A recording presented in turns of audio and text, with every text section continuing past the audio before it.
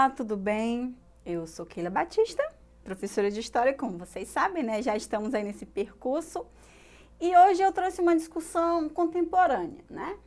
Para que essa discussão ajude a gente a se situar, né, como um ser contemporâneo do século XXI. E espero que essa discussão também ela possa ajudá-los aí na prova do Enem, né? Quando nós formos falar de racismo, né? Direitos civis. E também que ajude vocês em alguma questão aí na escrita de vocês. Então, a nossa aula de hoje, na verdade, é uma conversa, né? Que são os protestos antirracistas em 2020. Quando fala de história, a gente associa a história a fatos passados, né? Só que aí a gente tem aquela relação de história com o passado, presente e o futuro, né? Porque esses protestos antirracistas que aconteceram agora esse ano, eles sofreram uma influência de algumas coisas que aconteceram no passado. E dentro da história, a gente tem também uma linha que se chama história do tempo presente, né? Porque a todo momento os seres humanos, eles estão produzindo narrativas, né? Essas relações sociais estabelecidas. Então, a história do tempo presente, ela estuda esse tempo presente e como as questões do passado, elas acabaram influenciando aí, então, o momento atual. Para começar, a gente tem, né, uma das imagens aí que rodou o mundo todo, né, na internet, na televisão, nos jornais, né? A imagem de negros, né, a maioria de negros nos Estados Unidos tomando as ruas, né? A gente tem aí um contingente muito grande de pessoas, não só negros, a gente tem pessoas brancas também que entram aí nesses protestos, né? Esses protestos que começam nos Estados Unidos e que ganham aí uma repercussão mundial, né? Vamos aqui num slide. A gente tem uma pergunta para vocês refletirem. Por que as revoltas antirracistas espalharam-se pelo mundo, né? Deve ter alguma coisa em comum aí que as pessoas de vários países, né, principalmente aí das Américas, dividem. Então, por quê? No final, a gente vai voltar e tentar refletir sobre essa interrogação. A gente tem, né, o que iniciou toda essa discussão, que foi o assassinato de George Floyd, né, num vídeo de 8 minutos e 46 segundos, mais ou menos, né? Na verdade, é um vídeo de 10 minutos e que o mundo todo assistiu, né? Essa abordagem policial e aí que teve como consequência a morte de George Floyd em Minneapolis, né? Minnesota, né? Uma cidade aí de Minnesota, nos Estados Unidos, no dia 25 de maio, né, de 2020. E aí a gente tem como lema o quê? Não consigo respirar, né? Em inglês, mais ou menos, seria I can't breathe, né? Que seria esse movimento aí que se espalha pelo mundo todo, onde as pessoas começam a reproduzir as palavras que o George Floyd, ele insistentemente, né, ele repete até não conseguir mais, de fato, respirar, né, e é levado à morte. Aí a gente tem, né, a figura do algoz, que foi um policial branco, alguns policiais brancos aí abordaram esse homem, né, ele era segurança, eles estavam indo verificar algumas denúncias de dinheiro falso, né, e aí eles acabaram, então, abordando a George Floyd, né, com essa forma tão brutal, né? E aí o movimento ele se espalha pelo mundo, né? A gente começa a ouvir as questões de vidas negras importam, né? Esse movimento, ele ganha força maior, né, em meio à pandemia do novo coronavírus. Então, o que a gente tem aí? A gente tem uma crise social causada por conta da morte, né, do George Floyd, por conta aí do racismo, as pessoas começam a ir para a rua, né? Na terceira noite de protesto a gente tem aí a delegacia incendiada, que a foto ganhou o mundo todo, então a gente tem uma crise social no pico da epidemia, né? A gente tem uma crise de saúde, que era o momento onde nos Estados Unidos as pessoas estavam morrendo muito, E a gente tem uma crise econômica, né? Muitas pessoas, assim como no Brasil, assim como em outros países, perderam os empregos, né? Então a gente tem um cenário de crise. E aí esse debate, né, sobre o racismo, ele se torna à tona. Mas não é só sobre o racismo, também as pessoas começam a criticar as formas do governo, as formas que os governos estão administrando aí esse momento de crise na sociedade mundial, né? E aí o debate sobre o racismo e os questionamentos políticos à procura de resposta dos antigos e novos problemas sociais ganham força nas ruas. Por que ganham forças nas ruas, né? O caso do George Floyd, ele não foi isolado, né? Se vocês forem pesquisar na história dos Estados Unidos, na França também, né, em outros países, a gente tem vários homens negros que são mortos daquela forma e que também repetiram a mesma frase: eu não consigo respirar, né? Então aí esse debate ele se torna aí bem relevante nesse contexto. Para a gente discutir essa questão racial, né, a nossa pergunta, né, é uma coisa aí que se torna abrangente em vários continentes. A gente tem a questão da diáspora negra e a omissão de direitos à raça, né? A gente tem o Du Bois, né, que é um grande intelectual, que ele começa a inserir essas questões raciais no século XX aí nos Estados Unidos, que ele vai trazer algumas questões referente aí essa questão onde o quesito racial ele vai trazer alguns adjetivos assim de inferioridade para algumas pessoas e também desigualdades, visto que é uma discussão ainda muito recente, né? Essa discussão ela analisa a questão racial. Nos Estados Unidos, a gente, se formos pegar os dados, né, a gente percebe que a maior parte das pessoas que morreram são negras, né, por conta aí de não acesso a hospitais, de fome, desemprego e também abordagem policial, né.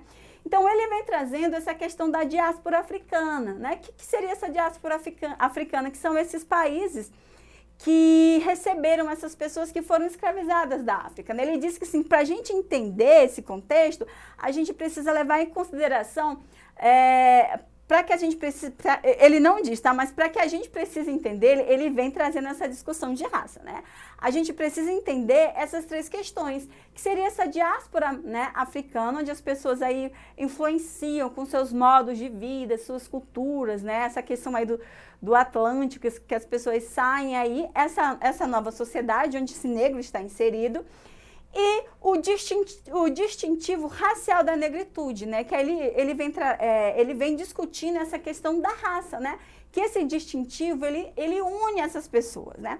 Dentro dessa questão do movimento negro, de movimentos que estudam essa temática, a gente tem vários termos que ligam essas pessoas, mas a gente não vai discutir isso agora, né? Então, esse distintivo que aparenta, então, essa diferença de cor, ele vai servir para que alguns direitos sejam designados e outros não.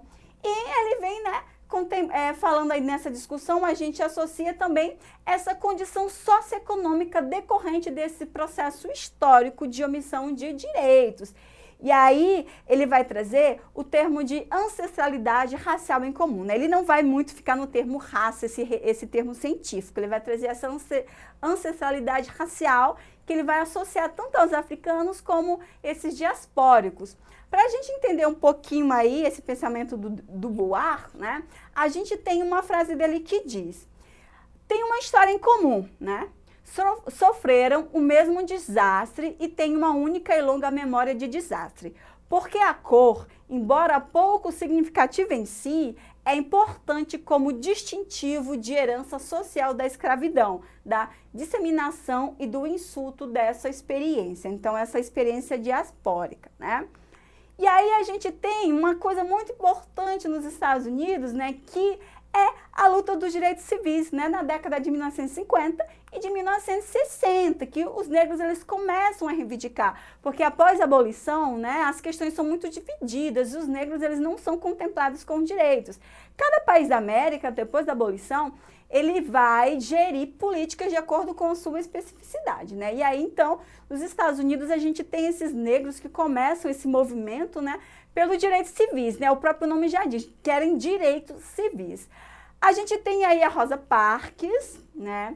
Ela começa, né, num ato de boicote, aí ela se recusa a levantar de um ônibus.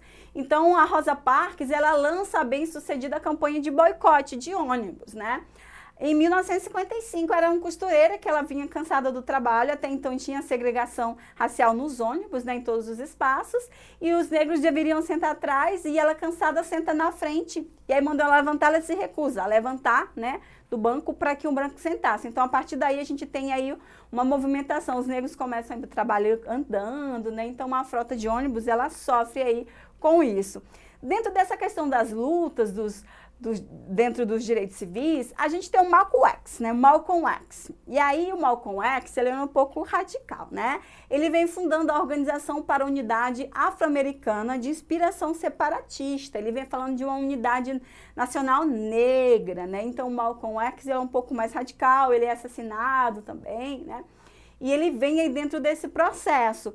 A gente tem um partido muito conhecido, né, que são os Panteras Negras, o Partido dos Panteras Negras, que eles vêm no intuito de autodefesa, né, tanto que Partido dos Panteras Negras é autodefesa, né, porque aí eles começam a se proteger dessas abordagens policiais violentas, e os Panteras Negras, eles também são um grupo armado, né? Um partido aí que vai se proteger, os negros vão se proteger. E a gente vem com o movimento Black Power, né? Que ganha aí outros países, sai dos Estados Unidos e perpassa aí outros países, né? Que esse movimento, ele vem com a questão social, ele vem com uma questão estética, né? Ele vem também com a questão cultural. E falando de direitos civis nos Estados Unidos, né? Não tem como não falar de Martin Luther King, né? Que foi um pastor batista e ativista, né? E ele vinha pregando a não violência, os boicotes, mas a não violência, né? Então, Martin Luther King, esse pastor aqui, dentro desse período, ele, junto com esse movimento, eles fazem boicotes, passeatas, inclusive o da Rosa Parks, ele tá junto, né, com ela. E aí ele é assassinado em 1968. O ano de 68 também é um ano bem polêmico mundialmente falando, né?